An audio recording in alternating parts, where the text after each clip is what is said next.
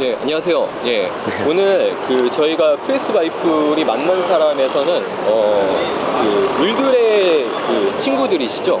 양진걸 참여연대 회장님을 모셨습니다. 뭐 친구라기보다는 그냥 같은 을입니다. 뭐. 같은 내가 이런 일을 겪을 수도 있고 내 친구가 이미 겪고 있고 내 식구들이나 친척들이 이미 겪고 있는 일이기 때문에 그냥 내 일이라고 생각해서 그럼 사회가 공정해지고 사회가 투명해지고 안전해지면 그 혜택은 다른 사람 아닌 바로 나와 내 가족과 내 친지들이 그 억울한 일 안 당하는 거잖아요. 그러니까 바로 나를 위한 일이죠, 그게.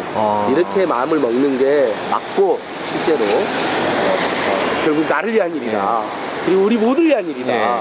그래서 을들의 친구라는 말보다는 같은 을인 이 시대 직장인과 이 시대 중소상공인으로 제가 만나고 있다라고 이렇게 보고 있습니다. 어떤 촛불 집회도 같이 하고 민주주의를 회복하기 위한 투쟁에 적극 동참하고 있습니다. 근데 이제 예를 들면 국정원을 지금 개혁한다고 해서 시민들의 삶이 다 좋아지는 건 아니잖아요.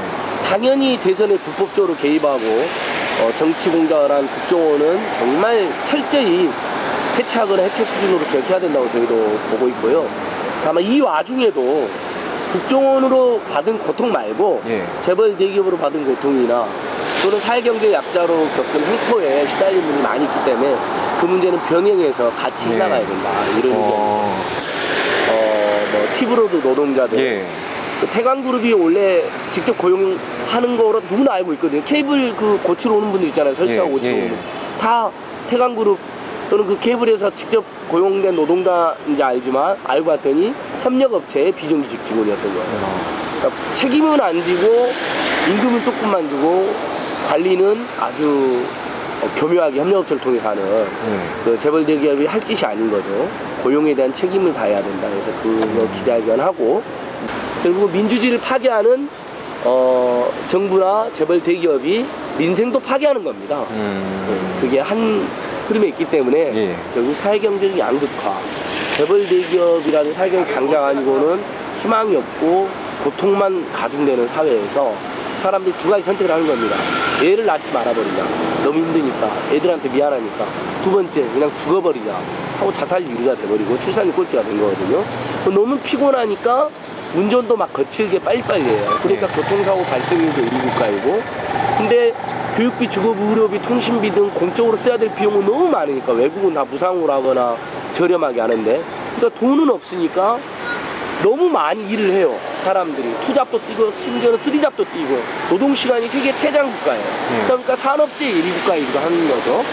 그러니까 굉장히 악순환에 놓여 있는 겁니다.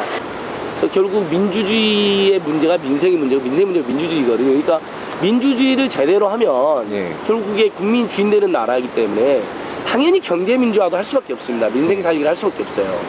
또 민생 살리기나 경제민주화를 제대로 하면 그게 당연히 국민들이 이제 그 사회에서 안정되게 살아가고 또 주인되게 살아가는 삶의 조건이 갖춰지는 거기 때문에 민주주의의 질이 높아질 수밖에 없는 것이거든요.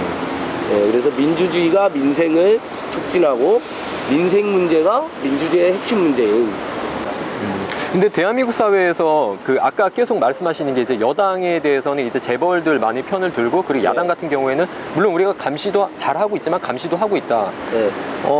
그러면은 좀 간략하게 해석을 해본다라면은 대한민국 사회에서는 혹시 입고 계신 옷이 빨간색이신가요? 막 이런 식으로도 몰아서 색깔론에 좀 우리는 뭐 색깔론을 반대하지만 색깔론을 두려워하지도 않습니다. 우리가 민초들의 편을 쓰고 경제 헌법에 나와 있는 가치를 구현하려고 하는데 빨갱이라고 공격하면 그게 빨갱인가 보죠.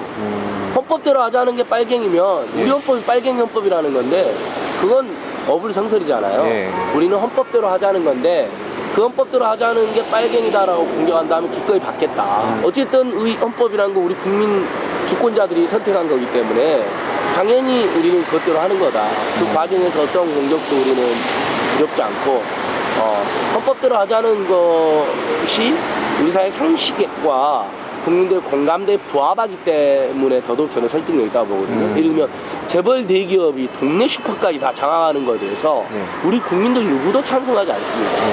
남양유업 본사가 대리점에게 욕하고 삘 뜯어가고 주문서 민초를 조장하는 거 찬성은 하나도 없습니다.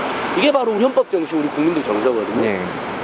근데 제가 더더욱 박근혜 대통령 새누리당을 비판하는 건 그들이 바로 그랬을 때 남양유업 대리점 주제, 그리고 현대자동차에서 비정규직들, 그다음에 오늘 또 만난 우리 티브로드의 그 간접고용 노동자들의 편을 들어주는 게 아니라 현대자동차의 대자본의 편에 들어주고 가급적 남양유업 본사 입장을 두둔하려고 하고 티브로드 태강그룹의 입장을 두둔하려고 한단 말이죠. 네. 그런 측면에서 이 자들이야말로 반헌법 세력이라고 저희는 보고 있고, 그러니까 을지로위원회 만든 거 정말 잘하신 거고 또 정의당 중소상공위원회 만든 것도 정말 잘하신 건데 그걸로 반짝하고 연말쯤 됐으니까 국회 끝났으니까 내년에 지방선거 있으니까 이제 할 만큼 했다라고 그만둔다면 큰 오산이다.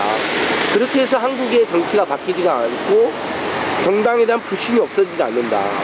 그냥 그 정당이, 그 기구가 끝까지 그 정당이 있는 한 마지막 순간까지 그게 100년이든 1000년이든 늘 민중들과 민초들과 시민들과 함께 억울한 문제가 있으면 그 문제를 해결하고 눈물을 흘리고 있으면 눈물을 함께 닦고 그 다음에 사회경제 약자들의 권익을 옹호해야 되겠으면 법제도를 개선하고 영원한 블랙이다. 이건 정치의 정치 숙명이다.